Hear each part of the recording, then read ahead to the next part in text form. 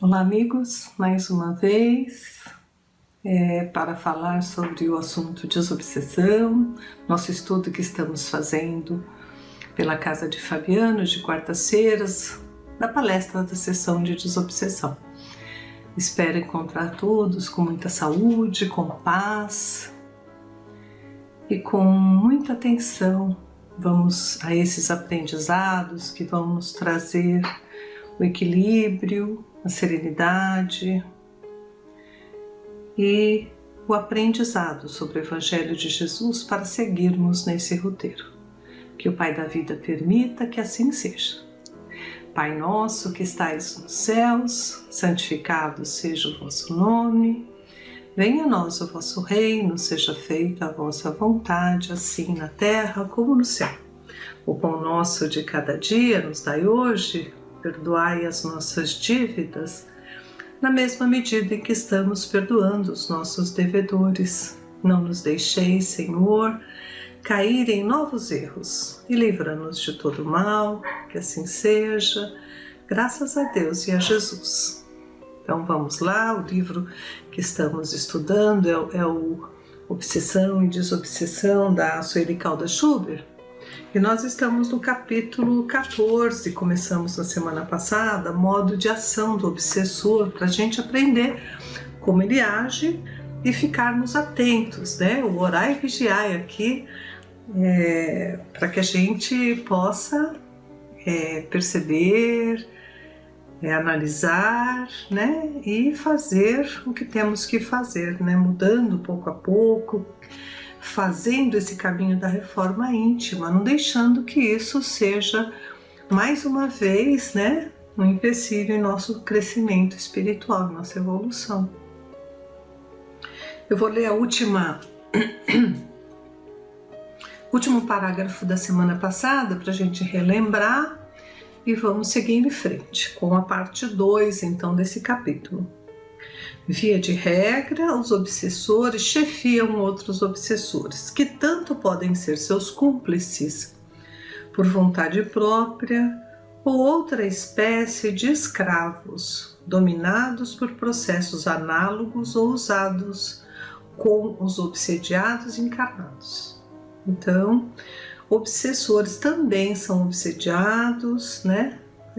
Quando eles participam de um grupo, chefiados por um obsessor que tem ali o poder maior de magnetismo e atraem esses que estão na faixa vibratória, mas que não necessariamente fariam o que ele faz, né?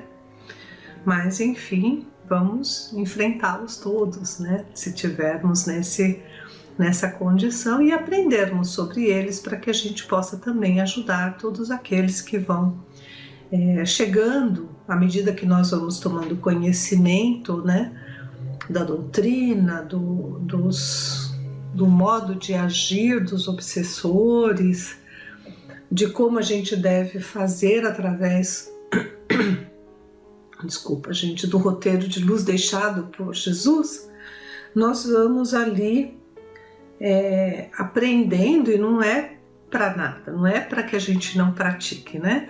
A prática deve ser conosco mesmo, primeiramente, com a reforma íntima, com o orar e vigiar sempre, mas também, na medida que nós vamos nos equilibrando, vamos ficando mais serenos, com certeza esses espíritos missionários enviados por Deus e por Jesus vão encaminhar também pessoas que passam pela mesma dificuldade que um dia nós passamos, já que nós temos o conhecimento, para que a gente possa de alguma forma auxiliá-los, despertá-los, trazê-los para esse conhecimento, compartilhando, né, essa bênção desse conhecimento.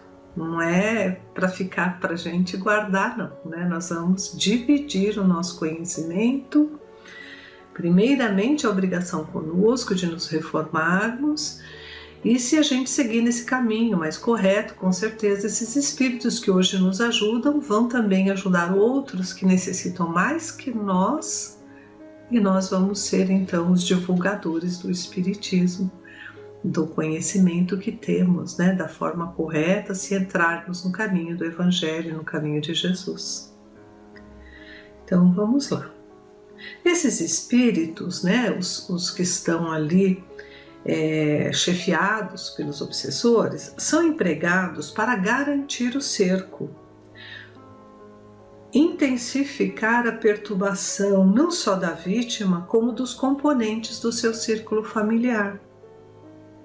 Permanecem ao lado destes, acompanhando-lhe os passos, vigiam-lhe os movimentos e têm incumbência de ocasionar-lhes problemas, mal-estar, confusões, o que conseguirão desde que a criatura visada não se defenda com a luz da prece e o reforço de uma vida edificante, voltada para a prática da caridade e para o constante desejo do bem. Nos casos mais graves, utilizam-se dos ovoides para a vampirização, o que resulta numa questão bastante dolorosa e complexa para ser solucionada. Os obsessores valem-se dos instantes do sono físico de suas vítimas para intensificarem a perseguição. Nessas ocasiões, mostram-se realmente como são, no intuito de apavorar e exercer com isso maior domínio. Quando já há sintonização bem estreita, facilitada sobretudo pela culpa, o remorso e o medo, o obsessor age como dono da situação, levando o perseguido a sítios aterrorizantes, visando desequilibrá-lo emocionalmente, deixando plasmadas na sua mente as visões que tanto o amedrontam. Envolve a vítima com seus fluidos morbíficos e, em certos casos, chegam à posse quase completa desta, através de complicadas intervenções em seu perispírito. Manuel Filomeno de Miranda narra que em um paciente atormentado por obsessores cruéis foi implantada pequena célula fotoelétrica gravada de material especial nos centros da memória. Operando no perispírito, realizou o implante, induzindo a vítima a ouvir continuamente as vozes dos algozes, ordenando-lhe que ele se suicidasse.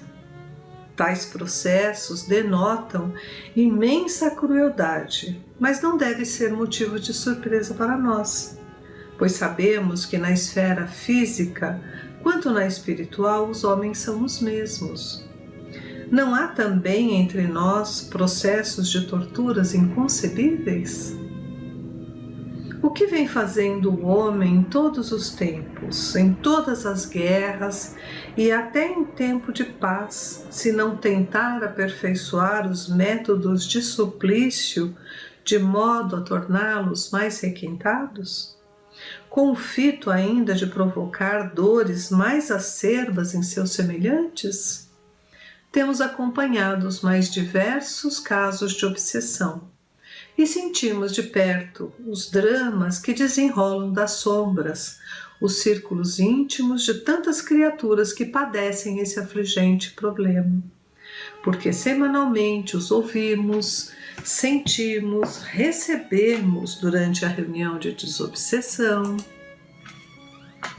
E quando nos inteiramos dos casos que nos comovem e surpreendem, quando nos inteiramos de casos que nos comovem e surpreendem pela complexidade inusitada das situações, grande número de entidades se manifestam estar em determinado local ao lado de certa pessoa e que aí são constrangidas a permanecer, tendo inclusive medo de sair, de desobedecer, de serem retiradas porque o chefe castiga, o chefe não deixa e outras coisas.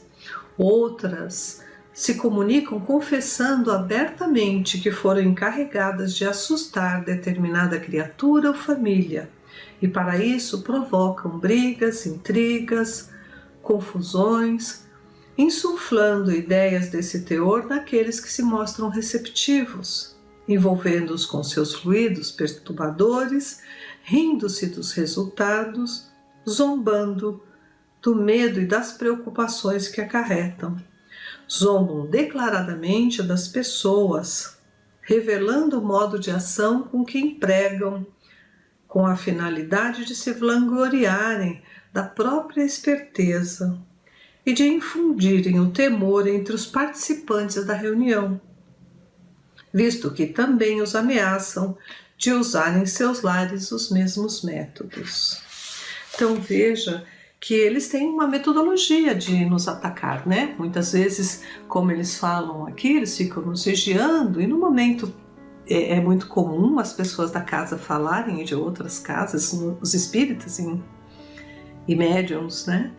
Principalmente, que quando se preparam, vão sair ali para ir à casa espírita, né? Quando a gente podia ir presencialmente, né? Quando estava tudo certo, para uma sessão onde ali seria ajudado, onde passamos a noite orando para que nós pudéssemos ser libertados daqueles pensamentos, fizemos prece, fizemos votos de melhoria para aquelas pessoas, intercedemos por outras pessoas que estão ali necessitadas dos nossos familiares. E na hora então que a gente vai sair de casa, chega alguém interrompe, uma criança ali aparenta estar com febre, alguma coisa se quebra e faz com que a gente se atrase ou até não possa ir na sessão, né? Porque eles sabem que nós vamos ser ajudados e querem impedir a nossa presença, né? Como também aqueles que vão pela primeira vez ou são iniciantes dentro de uma sessão de desobsessão, é muito comum eles se sentirem amedrontados, não se sentirem bem nas primeiras vezes, porque ainda não estão tão firmes na prece, no intuito, no conhecimento da doutrina, de como funciona uma sessão de desobsessão e acabam por desistir, não voltando mais, não completando o ciclo que precisaria para ser beneficiado, né, ou ajudado, porque é o esclarecimento. A doutrina fala que o amor será usado para ambos os casos, obsessor e obsediado. Então é um processo um pouco lento, mas que tem muito resultado quando nós nos mantemos firmes no pensamento com Deus e Jesus, na nossa prece, não criarmos essa condição de darmos brechas para o medo, para o remorso, para a culpa. Vamos ali de peito aberto junto com Jesus para o entendimento, para que esse obsessor um dia, como nós já falamos lá atrás, possa se tornar um amigo no plano espiritual, né? E isso é só com as nossas conversas, que vão ser algumas dentro da sessão de desobsessão, vão ser algumas outras, como eles falam, à noite, né? Que também, como eles podem levar a gente que não produz aí um escudo através da prece, dos bons pensamentos, da caridade, da nossa atitude diária de caridade, né? Podem levar às sombras e eles utilizam de meios para nos amedrontar.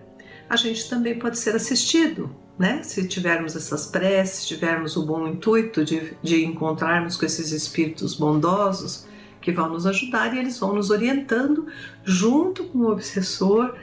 E esses laços vão se desfazendo, né, para que eles não nos alcancem mais ou até que nós possamos juntos evoluirmos e os dois, né, no mesmo momento sermos ajudados. Todos vão ser ajudados, mas precisa ter o esforço, precisa querer, então alguns vão antes que o outro, né?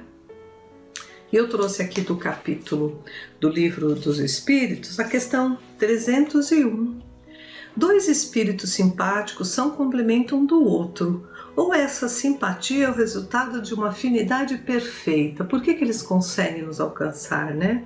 A simpatia que atrai um espírito para o outro é o resultado da perfeita concordância de suas tendências e de seus instintos. Se um devesse completar o outro, perderia sua individualidade. Então, não é completando, né? A gente tem aqui também da questão 817, a lei da igualdade, né, que fala sobre a igualdade. O homem e a mulher são iguais perante a Deus e têm os mesmos direitos? Deus não deu a ambos a inteligência do bem e do mal e a faculdade de progredir? E aqui a gente está falando isso porque muitos usam o domínio, né, sobre as mulheres. Nós vemos muitos casos hoje de obsessão, são antigos companheiros que ainda perseguem, né, como também mulheres que perseguem homens que não querem um segundo relacionamento, então se tornam escravos, né, como esses chefes. Não passa muito mais de diferente não, como esses chefes de obsessores. Então eles vão aliando e fazendo escravos. Então a gente precisa tomar muito cuidado quando a gente acha que a gente pode prender uma pessoa, seja ela pelo sentimento que nós temos, que achamos que elas devem o mesmo sentimento. Elas têm que sentir, é a lei do amor, não é a lei da obrigação, né? E isso vai ter também na 818, 819, né? Olha a 818, de onde procede a inferioridade moral da mulher em certas regiões? Do domínio injusto e cruel que o homem exerceu sobre ela, uma consequência das instituições sociais e do abuso da força sobre a debilidade. Então, em todos os casos de escravidão, de subjugação, é um domínio injusto e cruel, né? A gente está fazendo uma analogia aqui com como as mulheres foram tratadas até os dias de hoje, né? E ainda tem a 819, que ele pergunta assim, mas por que a mulher é fisicamente mais fraca que o homem, né? E aqui eles respondem, os espíritos respondem, para lhe assinalar funções particulares. O homem se destina aos trabalhos rudes, por ser mais forte, e a mulher aos trabalhos suaves, delicados e detalhistas. A mulher é detalhista, né? E ambos a se ajudarem mutuamente nas provas de uma vida cheia de amargura. Então, Deus não colocou um mais fraco, outro mais forte, para criar a dependência.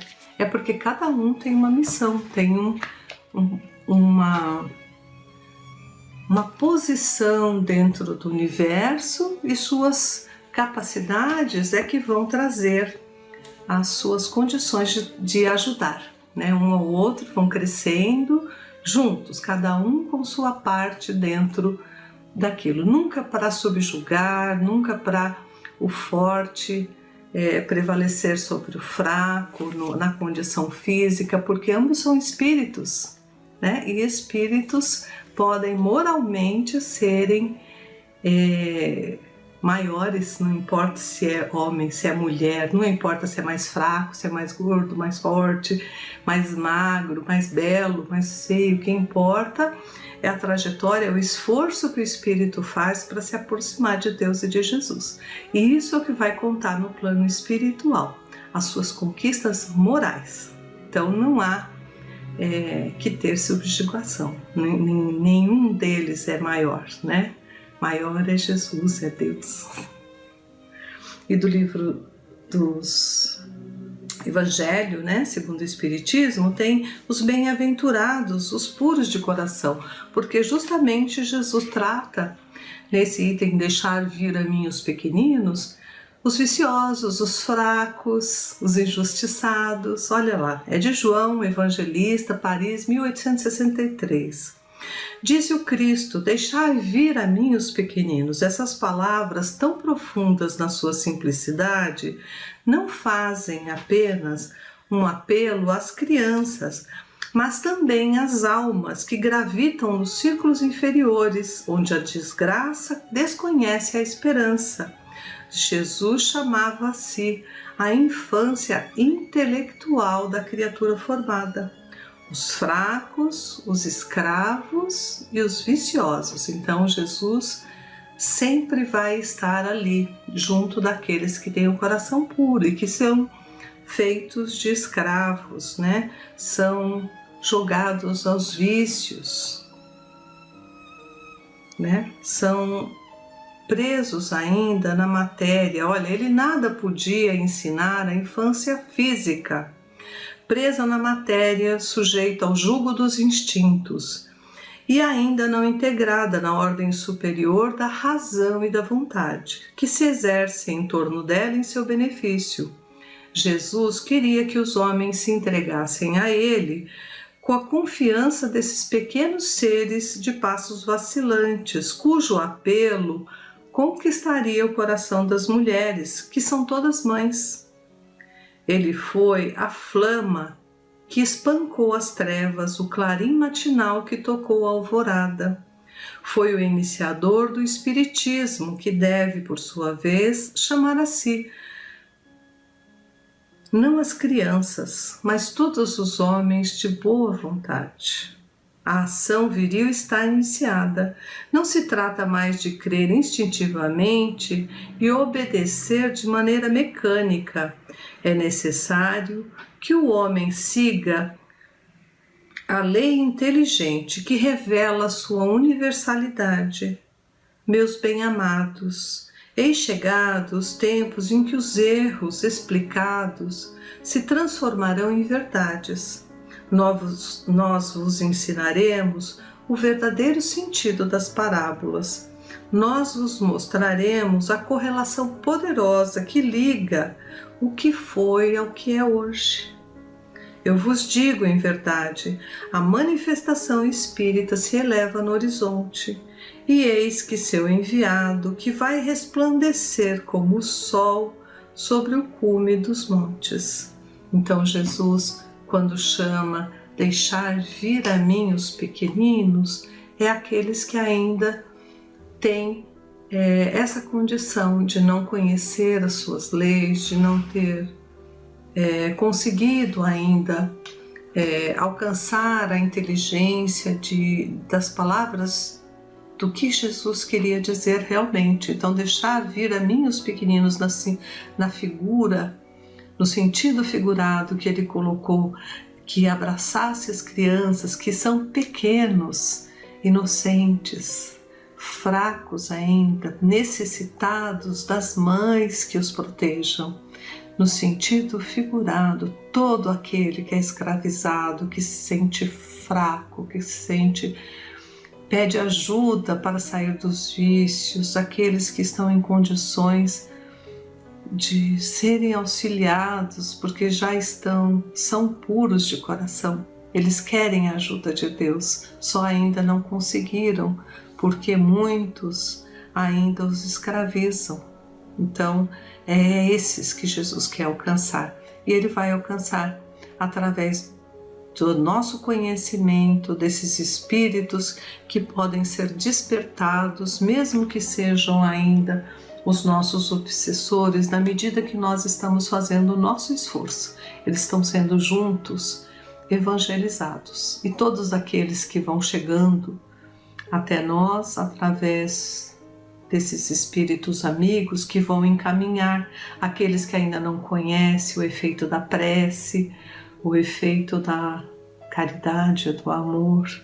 Então nós estamos em aprendizado e em aprendendo temos o dever de ajudar todos aqueles que estão ao nosso lado.